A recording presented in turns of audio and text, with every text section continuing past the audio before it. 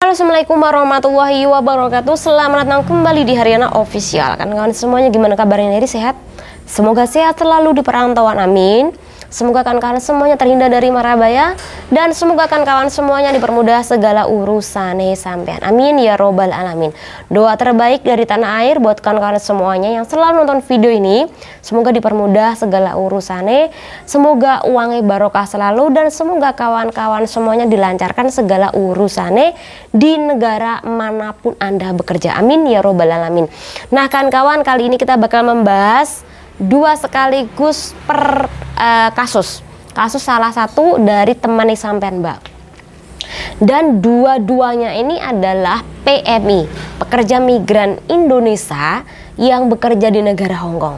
Jadi silahkan disimak videonya kan kawan, hanya di channel ini, dan ini adalah pembahasan yang pertama.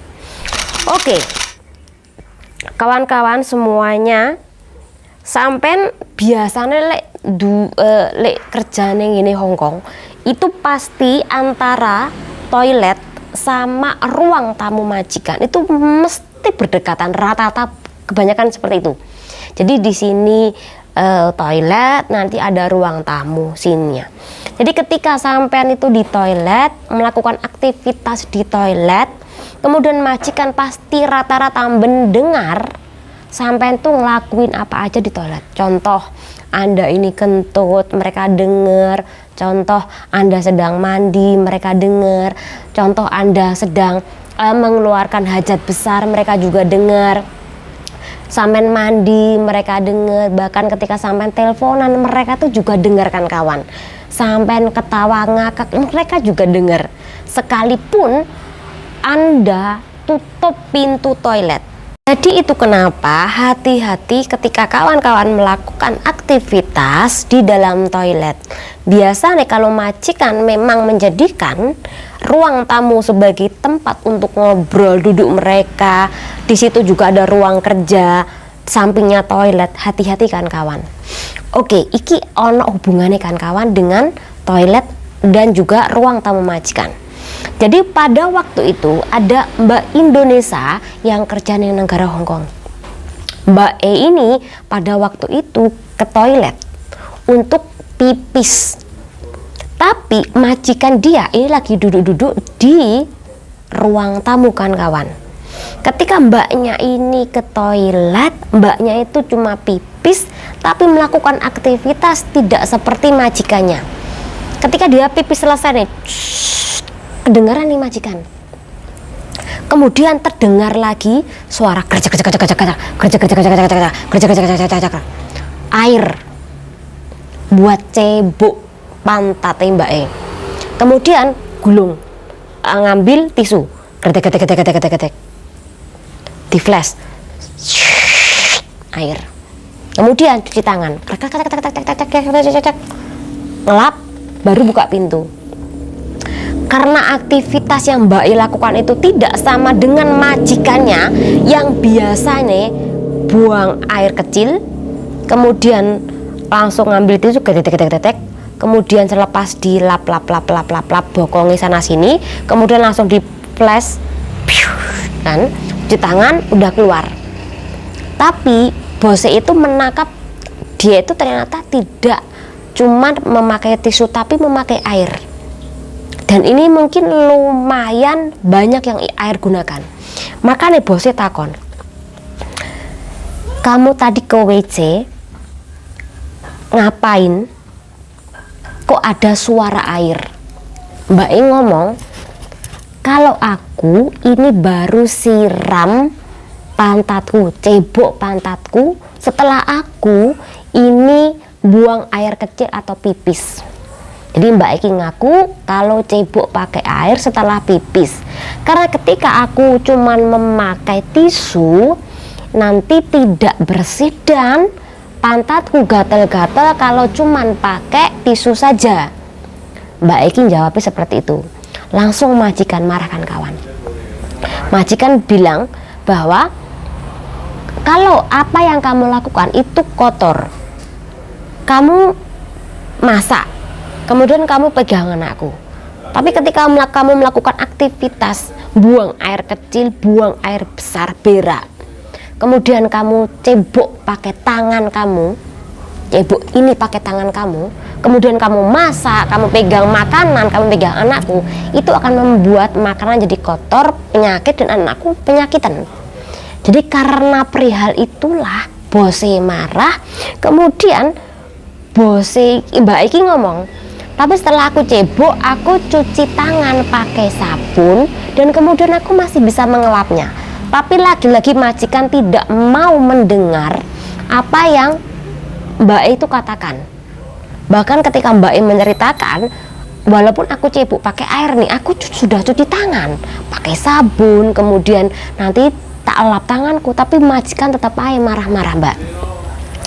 Ujung-ujung dari marah tersebut, akhirnya majikan itu bilang, besok kamu nggak usah bekerja di sini, kamu keluar dari rumah aku besok. Jadi Mbak itu diinterminit kawan-kawan oleh majikannya, perkaranya cuman dia cebok pakai air setelah dia pipis.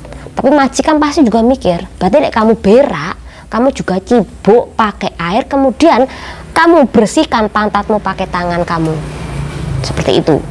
Jadi karena perkara itu Mbak E diinterminitkan kawan. Yang pertama, dianggap tidak higienis lagi.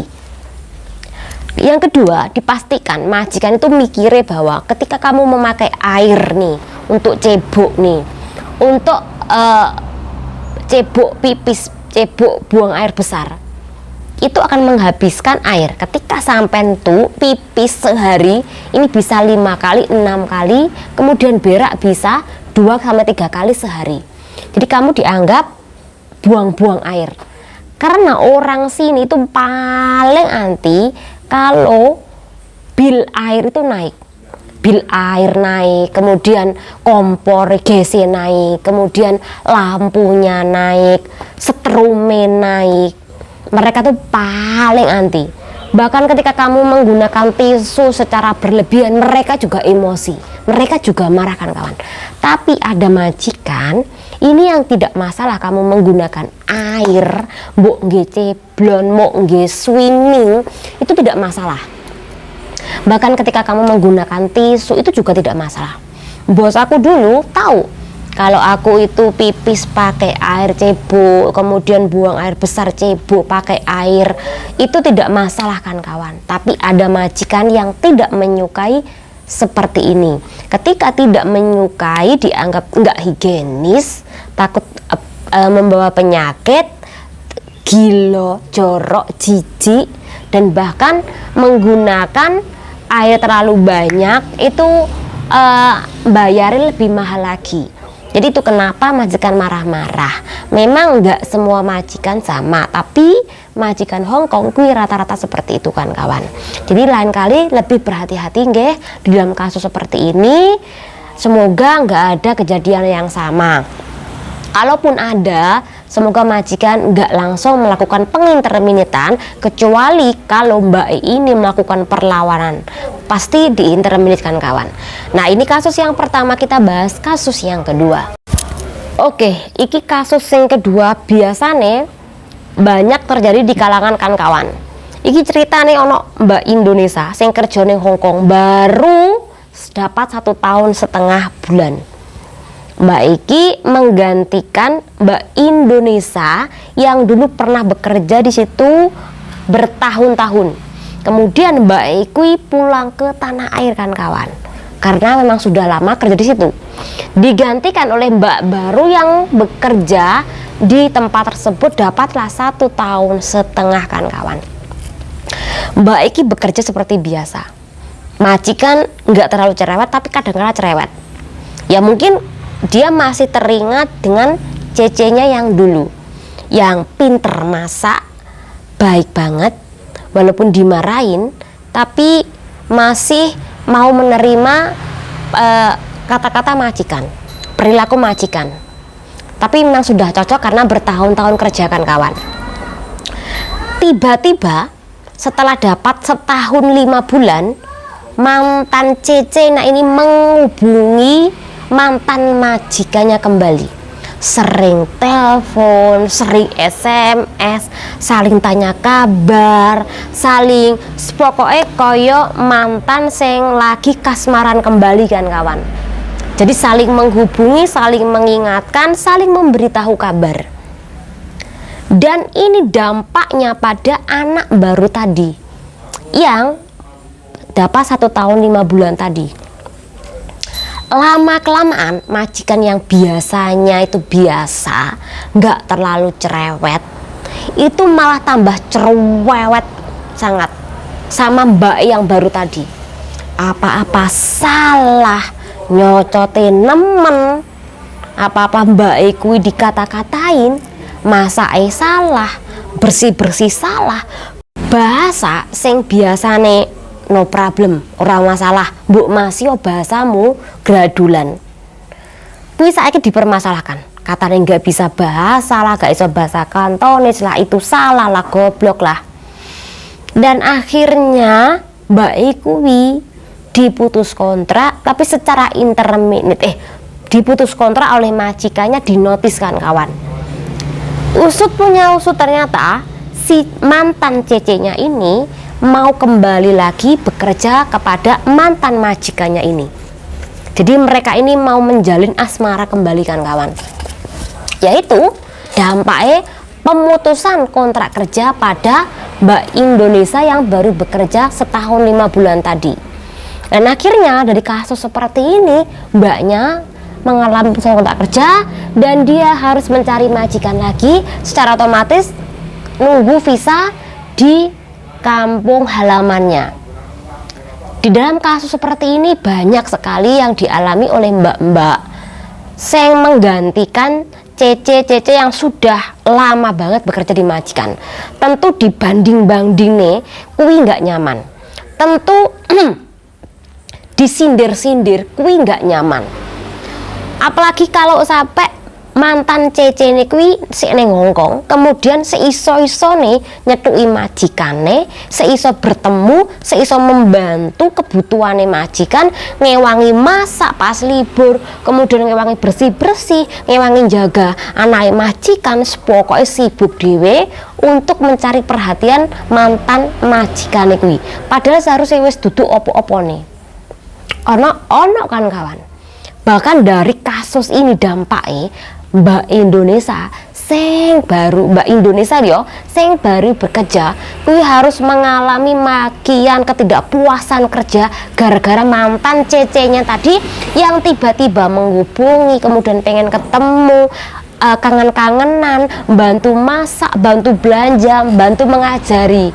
Kasihan Mbak Indonesia yang di situ baru bekerja, pengen mencari perhatian majikan, tapi terkalahkan oleh mantan cecenya yang sudah pindah majikan tadi.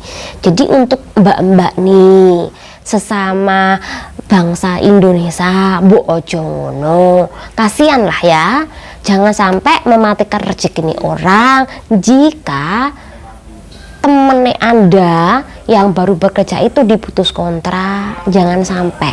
Mendingan kalau memang sampai sudah tidak mau, ya sudah, sampai lepaskan saja. Sekalipun majikan mencari keberadaan sampai di ujung samudra pun, kemudian mencari sampai ke tanah air pun, mendingan nggak usah mbak. Ya, itu aja saran saya. Semoga bermanfaat channel Diri. Wassalamualaikum warahmatullahi wabarakatuh. Bye bye.